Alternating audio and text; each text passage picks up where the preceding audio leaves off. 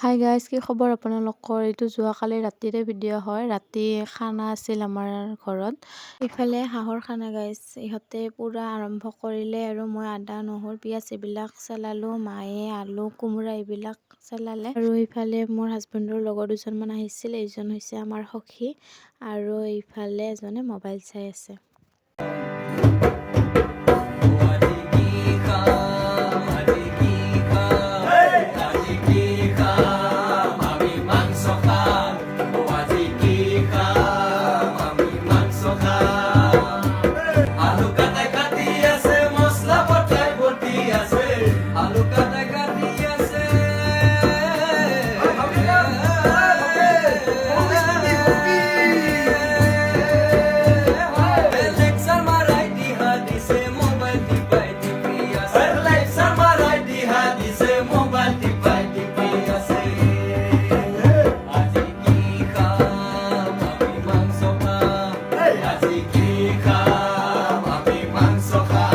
মাংস খোৱা বহুত হ'ল। আজিলৈ আহিছোঁ ইমানেই। Bye bye.